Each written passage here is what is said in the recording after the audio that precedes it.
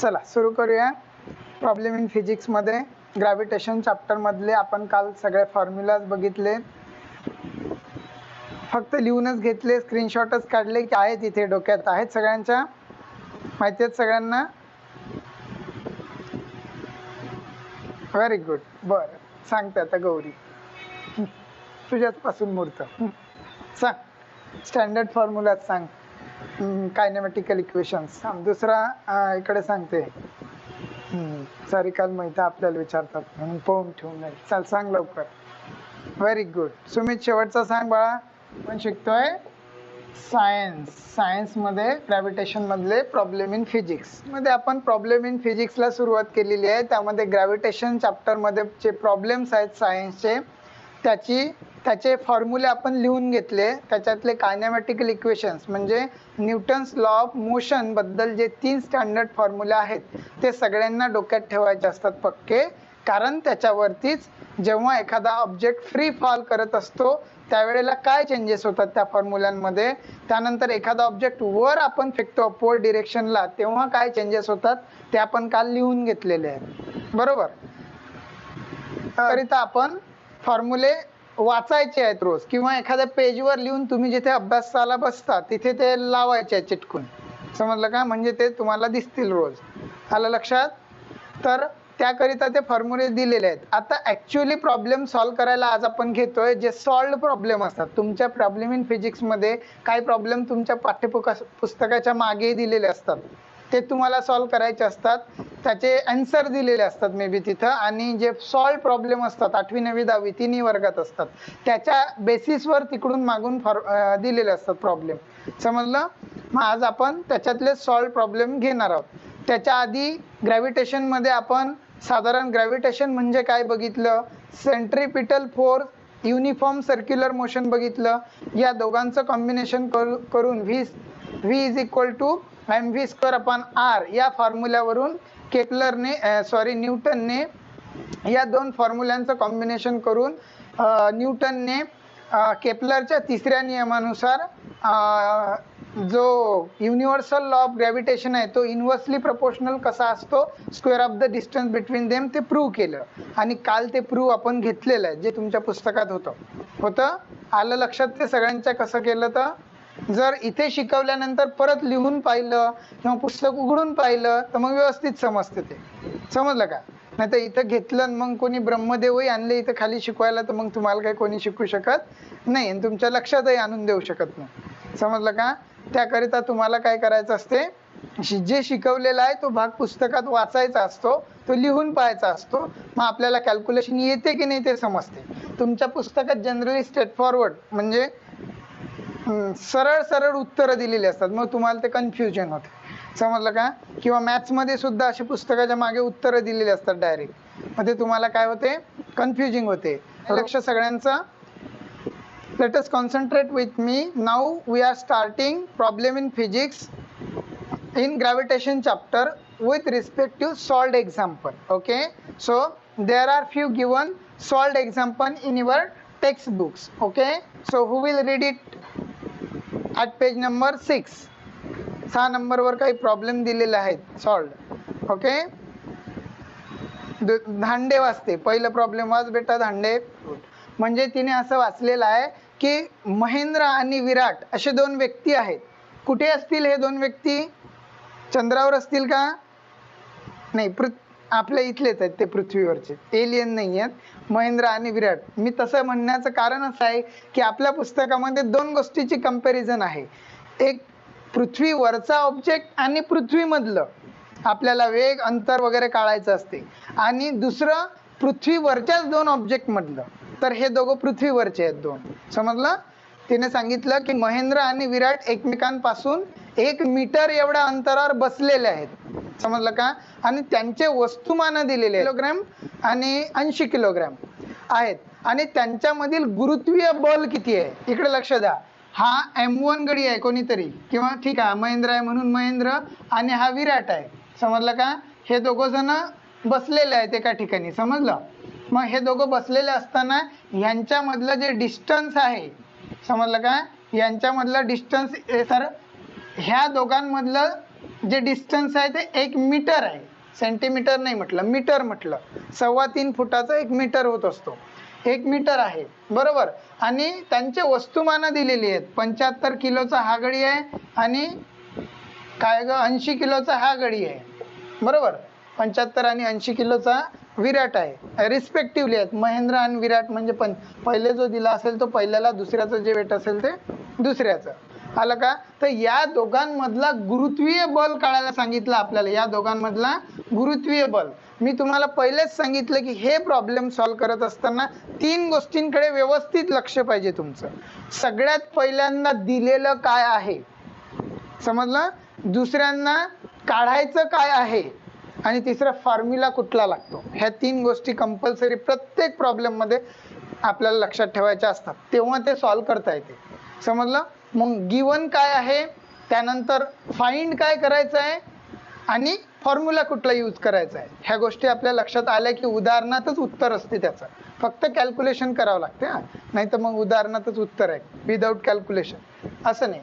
मग तुमच्या प्रश्न लक्षात आला का की हा महेंद्र आणि हा विराट हे एकमेकांच्या एकदम शेजारीच बसलेले नाही आहेत. इथं वेदिका आणि कोमल सारखे जरा अंतर ठेवून बसलेले आहेत, नाही का. तर एकमेकांच्या बाजूला ते थोड्या बहुत अंतरावर बसलेले आहेत, एखाद्या बाकावर बेंचवर आहे पुढे. तर या दोघांमधलं अंतर 1 मीटर आहे, यांच्यामधलं 1 सेंटीमीटर अंतर नाही आहे. समजलं का. दोघींमधलं यांच्यातलं जवळजवळ 1 मीटर आहे, बरोबर. मग या 1 मीटर अंतरावर असलेल्या लोकांची वस्तुमानं दिलेली आहेत आणि त्याच्यातलं आपल्याला एफ काढायचं आहे. आपल्याला काय काढायचं आहे, एफ काढायचं आहे, बरोबर. मग आता तुम्हाला समजलं काय व्यवस्थित, तुम्हाला प्रश्न समजला व्यवस्थित. आता उत्तर काढूया. समजला काय प्रश्न. हा, मार्क्स घेत आहे म्हणून काही गिचड गाचड गिदड गाळदर म्हणजे काही जण पेपर लिहितात असे तर पाहून हुल्या येतात निरा. असं वाटते बा काय लिहिचे एवढे उपकार केले, राहू देता मग, नाही का. कसंच्या कसं कुकडच्या कुकडे म्हणजे ते त्या शिक्षकाला अंदाजे लॉजिक लावून समजून घ्यायला लागते. हा हे याचं असं आहे, तो काय लिहिते त्याचं काही नाही, आम्हाला असं समजून घ्यायला लागते की नाही बाबा याचं असं म्हणणं आहे. समजलं का. तर असं नाही, व्यवस्थित गिवन फॉर्म्युला आणि कॅल्क्युलेशन स्टेप मध्ये करायचं, शिस्तीत करायचं. समजलं का. मग आपल्याला व्यवस्थित गिवन तिथे लिहायचं. आता मराठीवाले असतील तर त्यांना दिलेले काय, दिलेली माहिती, समजलं का, किंवा दिलेले वगैरे काय तुम्ही दिलेले लिहा, किंवा इंग्लिशवाले गिवन लिहितात. म्हणून व्यवस्थित given distance that is r equal to 1 metre झालं. Very good. त्याच्यानंतर आपण गिवनच लिहितोय. त्याच्यानंतर मराठीवाले नाहीच आहेत जनरली. दुसरं काय आपल्याला, mass of Mahendra that is m1 इज इक्वल टू 75 kg. त्याच्यानंतर दुसरा आहे mass of Virat that is m2 80 kg. शाबास. हा झालं. 2-3 गोष्टी आपल्याला दिलेल्या होत्या त्या आपण लिहिल्या. आता आपल्याला माहिती आहे की आपण काल फॉर्म्युला लिहिला, त्या फॉर्म्युल्यानुसार आपल्याला माहिती आहे इथे काढायचं सांगितलेला F. Have gravitational constant G, we have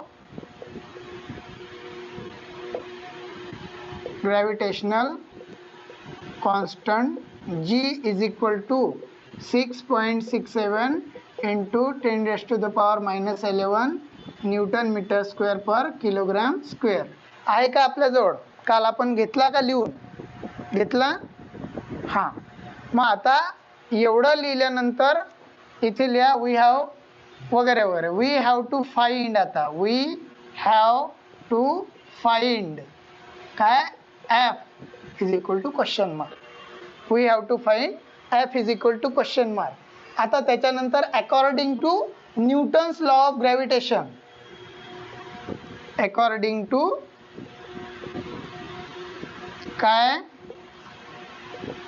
Newton's law of gravitation. समजलं काय, according to Newton's law of gravitation f is equal to G m1 m2 upon r square झालं. बस आता या फॉर्म्युल्यामध्ये ह्या सगळ्या किमती टाकल्या की आपल्याला काय करताय, काय मिळते, आन्सर मिळते. समजलं? चला आता काढूया आन्सर आपण. इथपर्यंत समजलं सगळ्यांना? व्हॅल्यूज पुट करतो, ह्याच्यामध्ये काय करतो, व्हॅल्यूज पुट करतो. मग जी ची व्हॅल्यू इथेच लिहिलेली आहे, दिसली या जी ची व्हॅल्यू, ठीक आहे. 6.67 इंटू 10⁻⁻11. आता डायमेन्शन कॅल्क्युलेशन मध्ये लिहायचे नसतात.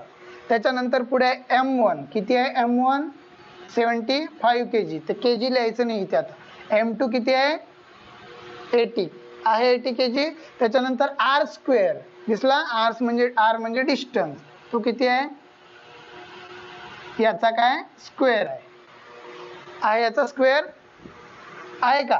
आणि हे सगळं न्यूटन असते, कारण फोर्स न्यूटन मध्ये असतो. समजलं का? मी व्हॅल्यूज पुट केल्या. आता खरी कसरत इथून सुरू होत असते. समजलं का? कारण याचे कॅल्क्युलेशन पोरांना भारी जातात आणि अजिबात भारी जात नाहीत. फक्त लक्ष द्या कशी करायचे असतात. इथपर्यंत काय अडचण नाही आहे, सगळ्यांना समजलं, समजून राहिलं? हा, आता याचे आपण कॅल्क्युलेशन करतोय. याचं काय करतोय, कॅल्क्युलेशन. याच व्हॅल्यूजला आपण एक्सपांड करतोय तिकडे. समजलं का? आता सेम, फक्त एक गोष्ट लक्षात ठेवायची नेहमी प्रॉब्लेम इन फिजिक्स मध्ये, की जे हे डोक्यावर बसलेले असतात, समजलं का, याला काय म्हणतात, पॉवर म्हणतात त्या आकड्यांची. ह्या पॉवर खूप असतात फिजिक्स मध्ये. फक्त कॅल्क्युलेशन फायनल करायला जेव्हा घेतो तेव्हा पॉवर सगळ्या मागे टाकायच्या, मागे म्हणजे शेवटी टाकायच्या. आणि जे कॉन्स्टंट असतात, सॉरी, जे म्हणजे पूर्णांक असतात, समजलं का, ते सुरुवातीला लिहून घ्यायचे. आलं लक्षात? मग कॅल्क्युलेशन करायला सोपं जाते तुम्हाला. मग बघा, आता हे मी सगळ्यात मागे टाकेल, एक माझ्याकडे हे एक पूर्णांक संख्या, हे आणि हे मी मागे टाकेल. समजलं? मग आता मी इथे लिहितोय, ते कॅल्क्युलेशन इथून करतोय. समजलं का? 6.67 इंटू 10⁻⁻, ती लिहिणार का मी, नाही, ते शेवटी लिहिणार, 80, 75, 80. आणि इथे 10⁻⁻11. आणि खाली जो आहे हा, आता एकचा वर्ग काय होतो, जनरली एकच राहतो. मग तो आता घेतो आपण कॅल्क्युलेशन करायला. एवढं सगळ्यांना समजलं? आता आता आपल्याला ह्याचं कॅल्क्युलेशन करायचं आहे. त्या दोघांचा काय करणार आहोत आपण, गुणाकार करून घेणार आहोत. समजलं सगळ्यांना? 80 गुणेला 75, 5 0 0, 8 5 40, एका आणि डिजिटने गुणलं म्हणून एक फुली दिली, 7 0 0, 7 8 56, 6 4 10, 0 आहे. किती आलं उत्तर? आलं 6000 उत्तर. लिहू का आता इथे, 6.67 इंटू 6000 इंटू हे आहे तसंच आहे. काय केलं का वेगळं, फक्त या दोघांचा काय केला, गुणाकार केला. बरोबर? आता एक लक्षात ठेवा, आपल्याला नेहमी ज्या संख्या असतात, ह्या 6000 झालं किंवा अजून पुढे ज्या वाढीव संख्या येतील, ह्या एक्झाम्पल मध्ये नाही, अजून दुसऱ्या एक्झाम्पल मध्ये, त्यावेळेला त्या पॉवरच्या फॉर्म मध्ये आणावं लागतात फिजिक्सचे प्रॉब्लेम सॉल्व्ह करताना. समजलं का? 10वीला तरी खूप 3-4 डिजिट पर्यंतच असतात. मग पुढे 12वीत तर खूप मोठ्या संख्या येतात, त्याचे उत्तर लॉग टेबलच्या सहाय्याने काढायला लागतात. तर आता इथे तेवढं नाहीये, म्हणून इकडे लक्ष द्या. मी जे हे 6.67 इंटू या 6ला असं कन्वर्ट करू शकतो, 10⁻3. नाहीतर तुम्ही करा, या 6ला याला 6ने याला गुणा, याचं उत्तर 6000च येणार. समजलं? आणि परत इकडे जो आहे 10⁻11, तो तसाचा तसाच दिला तसाच. समजलं? एवढं समजलं का? आता पुढे चेक करा. आता जेव्हा पॉवर असतात, त्या पॉवरची काहीतरी ऍडिशन होत असते किंवा बेरीज, ते चिन्हांच्या नियमानुसार होत असते. हा, चिन्हांचे नियम बेसिक आहेत, 5वी पासूनच असतात. म्हणजे समजलं का? सारख्या चिन्हांची बेरीज होते आणि विरुद्ध चिन्हांची मोठी म्हणजे वजाबाकी होऊन मोठ्या संख्येचं चिन्ह येत असते. बरोबर? असं 2 शब्दात जर सांगायचं झाला चिन्हांचा नियम, तर तसा आहे. इथे तसंच आहे. आता बघा, 6.67 इंटू, मी तुम्हाला सांगितले शेवटी लिहायचं, 6 इंटू परत 10⁻⁻, इथे काय आहेत, -11 आहे. आधी असलेले आधीच राहू द्यायचे. आता ही पॉवर तिकडे काय होणार,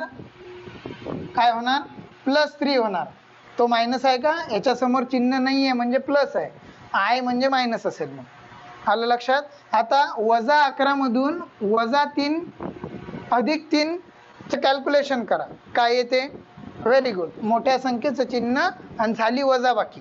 मोठ्या संख्येचं चिन्ह आणि झाली तिथे मी सांगितलं विरुद्ध चिन्ह असले की वजा होते आणि मोठ्या संख्येचं चिन्ह सारखे चिन्ह असले की बेरीज होते आणि चिन्ह मोठ्या संख्येचं आहे.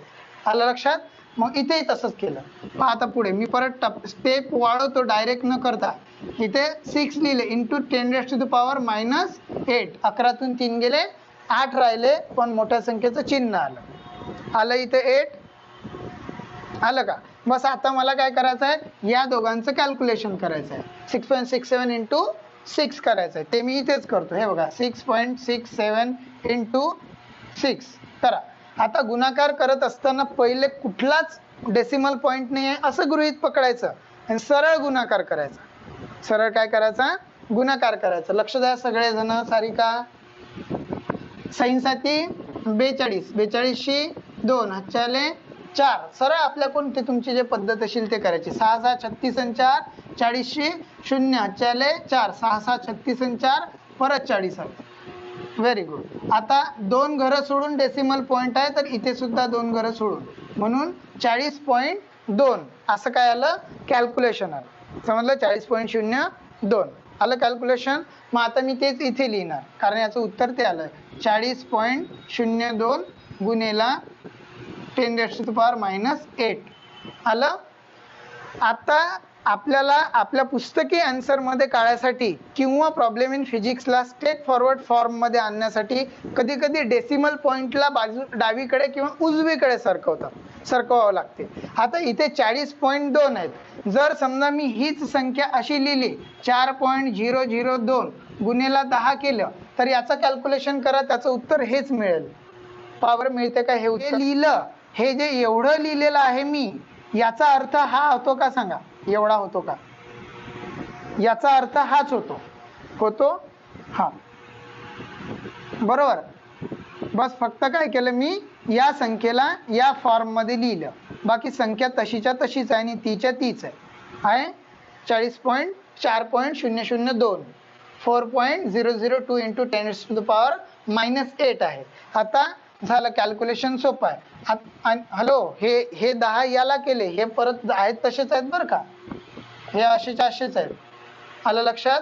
आता त्यानंतर हा जो 10 आहे याच्यावर एक पॉवर आहे 1 0 आहे म्हणजे 10 वर 1 0 आहे म्हणजे त्याची पॉवर किती आहे 1 आहे. मग आता हीच एक पॉवर आपण याच्यात ऍड करणार त्याचं कॅल्क्युलेशन करणार म्हणजे 4.002 गुणेला 10⁻⁻8 ऑलरेडीच आहे. हा एक +1 आलं का लक्षात. आलं. आता -8तून +1 काढा काय उत्तर येते सांगा. असं येते का. हा न्यूटन. आता मात्र डायमेन्शन लिहायला विसरायचं नाही. समजलं. हेच तुमच्या पुस्तकात आन्सर दिलेले आहेत. आलं. The gravitation force between Mahendra and Virat is. मग तुम्हाला शेवटच्या पण उत्तर लिहिणं महत्वाचं आहे शेवटच्या वाक्यात आणि त्यालाही डायमेन्शन देणं गरजेचं आहे. म्हणून मी लिहिणार द काय gravitation force the gravitational force between Mahendra and Virat is कायला 4.002 इंटू 10⁻⁻7 न्यूटन. फुल स्टॉप. झालं उत्तर. असं आहे. मग हे आहे सोपं आहे का सोपं. हा तर दुसरं सॉल्ड एक्झाम्पल वाचलं तिने. समजलं का.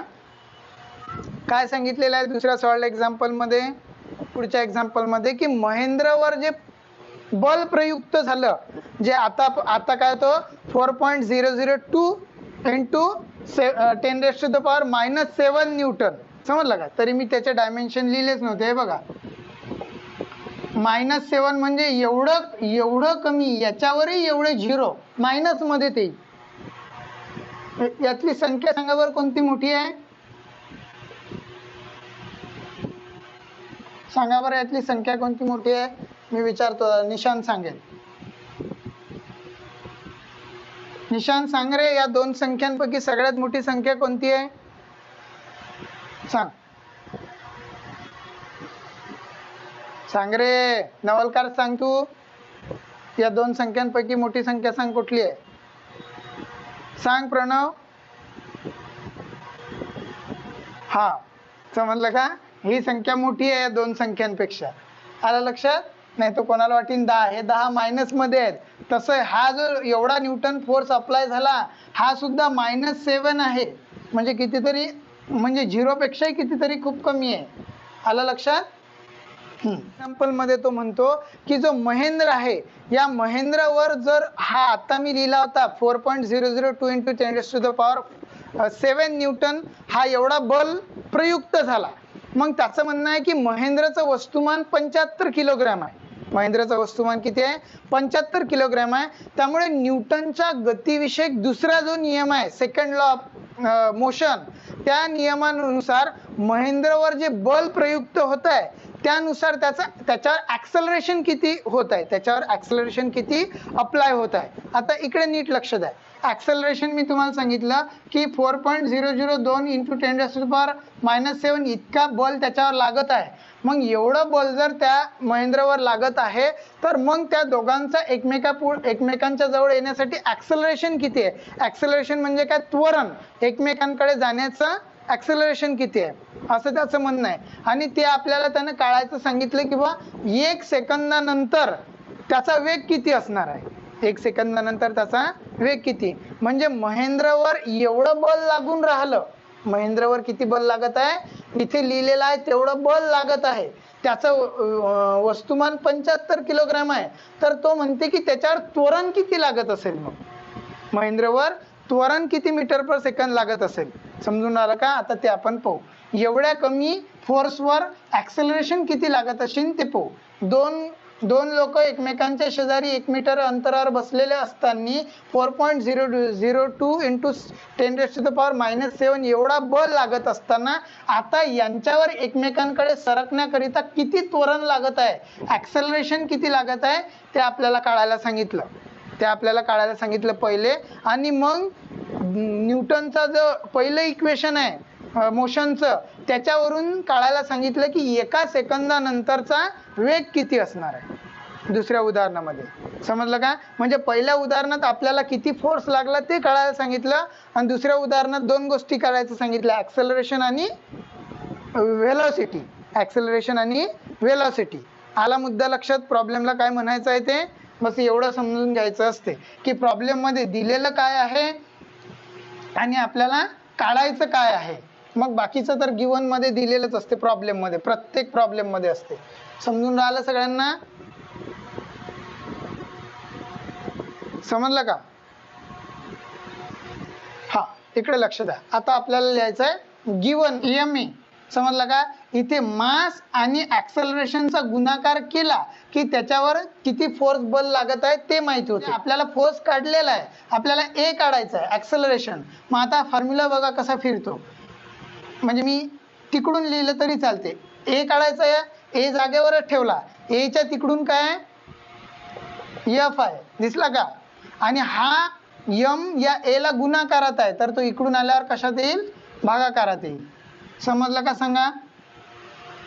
समजलं का. हा फॉर्म्युला असा फिरवला आपण, कारण आपल्याला काढायचा फोर्स नव्हता, आपल्याला काढायचा A होता, म्हणून A = F त्याच्या तिकडूनच होता. A जागेवरच ठेवला, F सुद्धा जागेवरच आहे, फक्त M गुणाकारात होता, तो भागाकारात पाठवला. आलं लक्षात सगळ्यांच्या. हा म्हणून आपल्याला या फॉर्म्युल्यावरून काय काढायचं आहे, आता ऍक्सेलरेशन काढायचं आहे महेंद्रवरचं. समजलं. त्वरण काढायचं आहे महेंद्रवरचं. लक्ष द्या आता इकडे.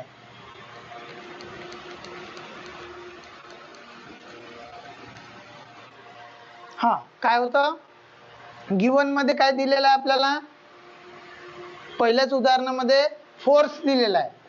गिवन मध्ये काय दिलेलं आहे लक्ष आहे सगळ्यांचं, काय फोर्स 4.002 × 10⁻⁷ न्यूटन एवढा फोर्स आहे. आता आपल्याला महेंद्रचं मास दिलेला आहे, मास ऑफ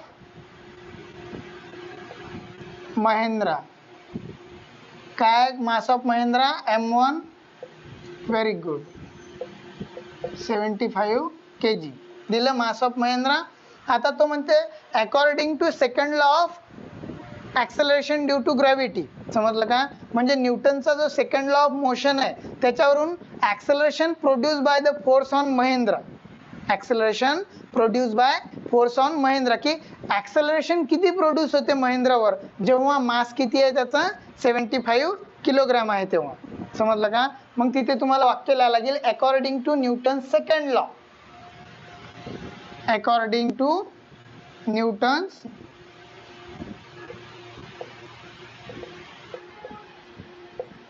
सेकंड लॉ काय करायचं आपल्याला, acceleration produce by force on Mahendra. हां, acceleration produce by force, produce by the force, कोणावरचा, फोर्स ऑन महेंद्र, नाही विराट नाही, महेंद्रवरचा आलं, महेंद्र. आणि मास किती दिलेला आहे त्याचा, m1 75 kg. आलं लक्षात? म्हणून या न्यूटन सेकंड लॉ वरून F is equal to ma असतो. मास इंटू ॲक्सेलरेशन असलं का, मास इंटू ॲक्सेलरेशन म्हणजे फोर्स लागतो. मग आपल्याला काढायचा आहे a, म्हणून a is equal to F by m, a is equal to F by m. आलं लक्षात? मग आता आपल्याला या फॉर्म्युल्यामध्ये काय करायचं आहे, व्हॅल्यूज पुट करायच्या आहेत. या फॉर्म्युल्यामध्ये काय करायच्या आहेत, व्हॅल्यूज पुट करायच्या आहेत. मग आपण इथेच लिहितो मी, a इज इक्वल टू काय F दिलेला 4.002 इंटू 10⁻⁻7 न्यूटन डायम. आता कॅल्क्युलेशन सुरू करतोय. आणि m किती आहे, व्हेरी गुड 75 आहे असं.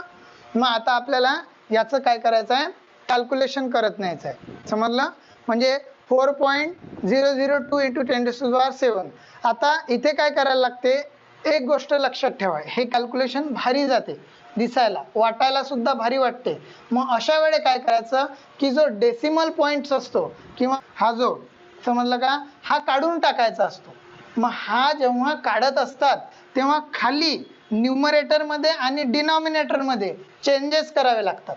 काय करायला लागतात, चेंजेस. मग आता ते चेंजेस कसे करायला लागतात, इकडे लक्ष द्या. हे बघा, आपल्याला ए काढून याच्या डेसिमल पॉईंट पासून 1, 2 आणि 3 पॉईंट्स आहेत. म्हणजे आपल्याला 1वर 3 झिरो घ्यावे लागतील. जेव्हा खालचा अपूर्णांक, खालचा पूर्णविराम काढायचा असतो किंवा डेसिमल पॉईंट काढायचा असतो तेव्हा वर 1वर तेवढे शून्य द्यायचे असतात. नीट लक्ष द्या माझ्या वाक्याकडे. जेव्हा खाली समजा इथे 7.5 असतं तर वरते 75 करून गुणिले 10 करायला लागलं असतं. समजलं का?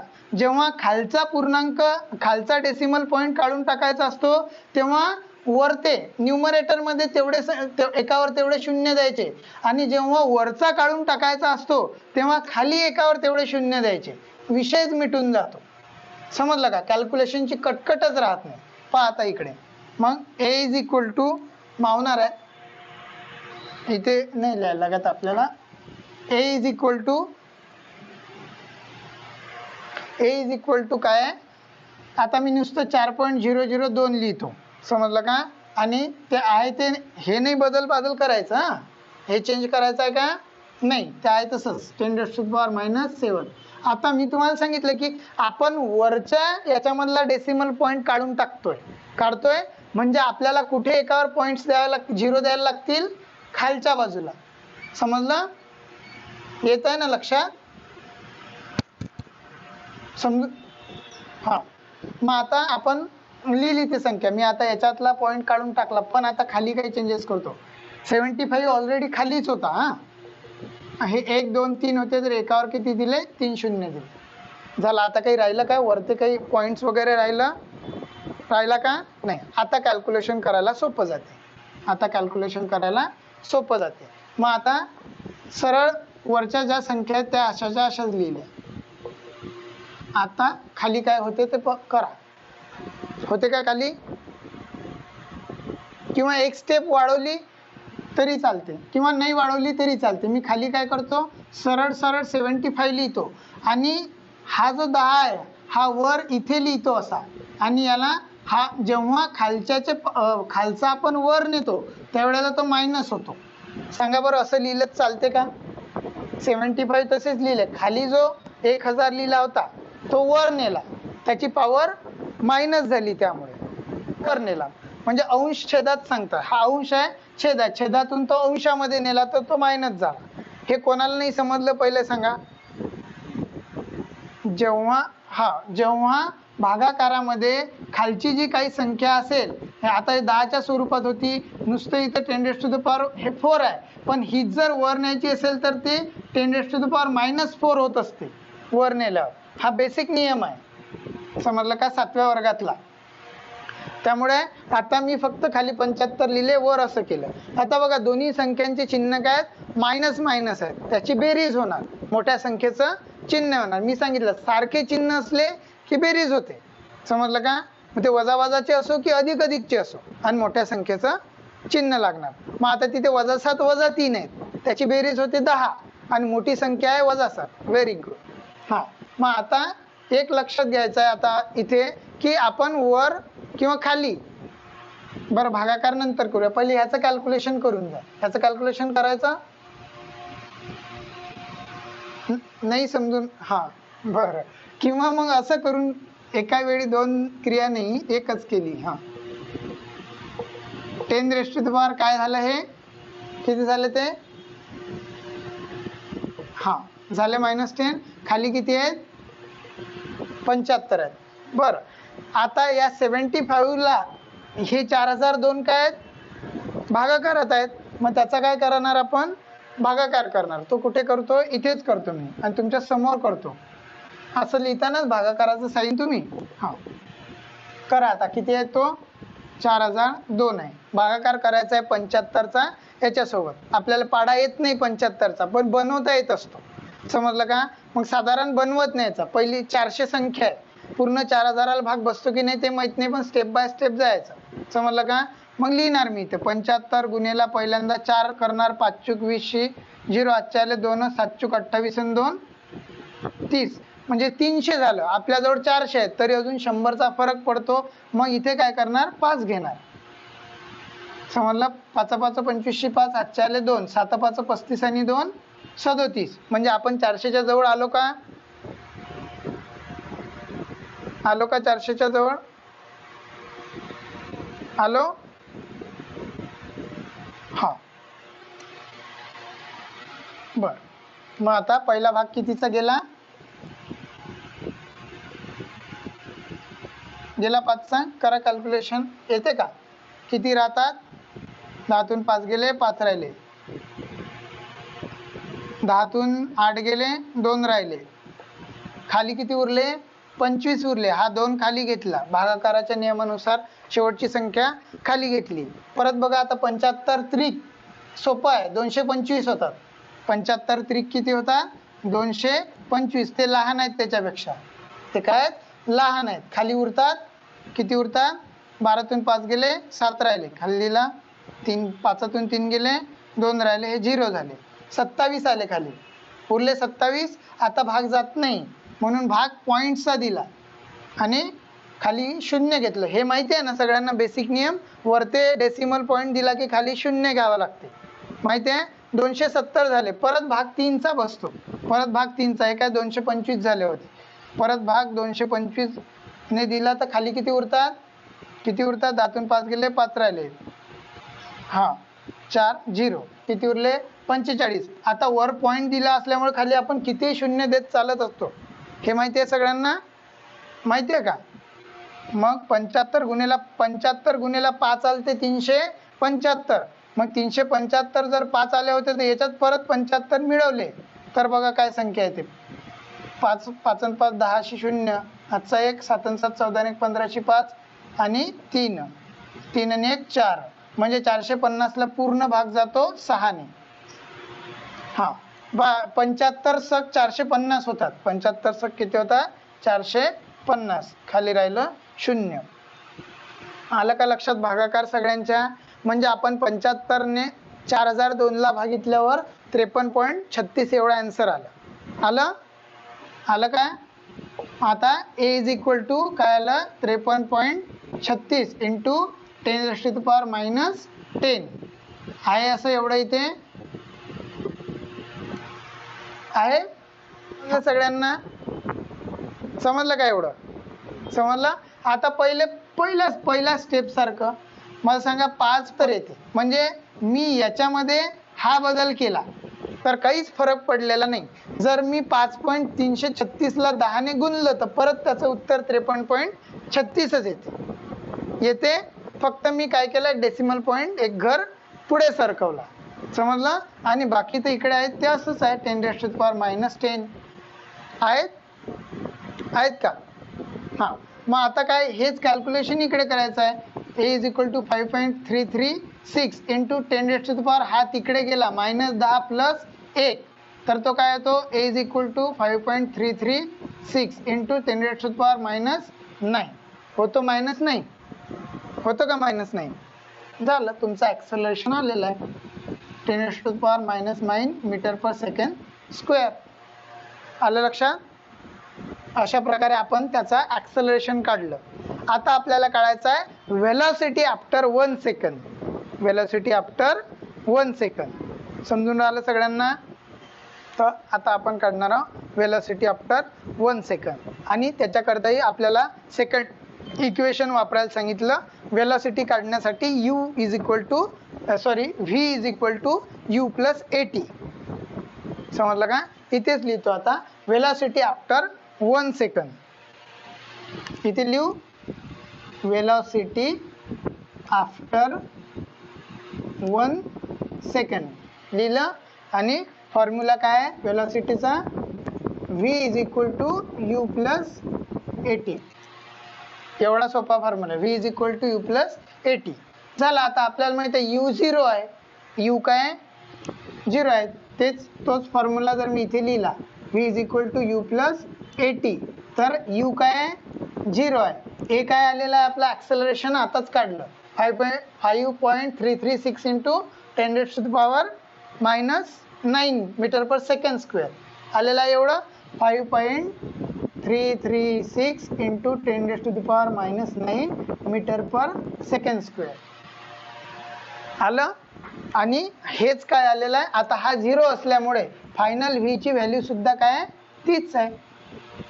फक्त याच्यामधला काय निघून जाणार 0 निघून जाणार आणि 5.336 into 10⁻⁻9 metre per second square झालं.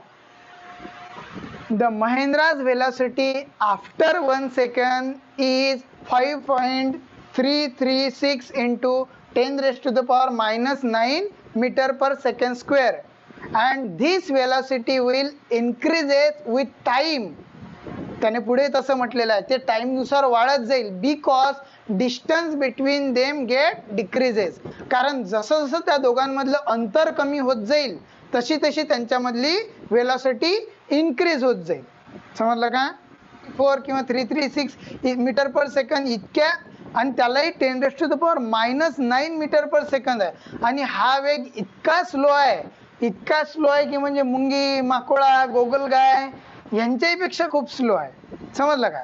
आणि तो देखील कधी पॉसिबल आहे जेव्हा ते फ्रिक्शनलेस पोझिशनला असतील, म्हणजे घर्षण नसेल तर.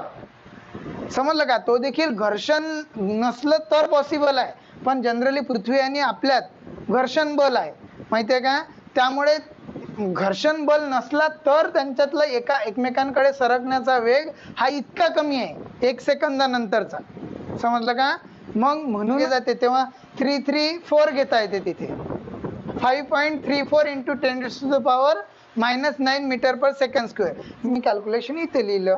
तुमच्या पुस्तकात त्याने काय केलं संख्येला कॉम्प्रोमाइज केलं आणि 34 केलं, कारण ती संख्या 336 आहे. 5च्या पुढेची आहे का 556 आहे का 556 जर असती तर मग पुढचा कुठला तरी आकडा घ्यायला लागतो. समजलं का? पॉईंट पुढे गेल्यावर 5च्या पुढे गेल्यावर, पण ते 336च आहे. मग त्याच्या आधी सगळ्यात जवळची संख्या कोणती आहे 35च्या आधीची संख्या कोणती आहे सगळ्यात जवळची 34 आहे, म्हणून 34 घेतली. आणि तेच जर 536 असती किंवा 636 असती तर मग त्याच्या पुढची घेतली असती. तनश्री लक्षात येत आहे ना? असं म्हणणं होतं की बा या ठिकाणी 5.336 असं उत्तर आहे. जर ते 5च्या पुढे अजून गेलं असतं तर मग पुढची संख्या घ्यावी लागली असती, पण ते 5च्या पुढे गेले नाही, ते 336 आहे, तर मग 334 35च्या आधीचा एक घर सोडून संख्या घेतली. आलं का लक्षात? ऍक्च्युअली कॅल्क्युलेशन हे आलं होतं, ते आन्सर मध्ये हे केलं आपण, कारण की पॉईंटच्या पुढच्या संख्येला आपण 5च्या आधी असल्यामुळे 5च्या पटीपेक्षा कमी असल्यामुळे 34 घेतली 36 ऐवजी, कारण ते जिकायली व्हेलॉसिटी. इथे सुद्धा ते आन्सर तेच होणार. मग समजलं सगळ्यांना? Good night. Good night everyone.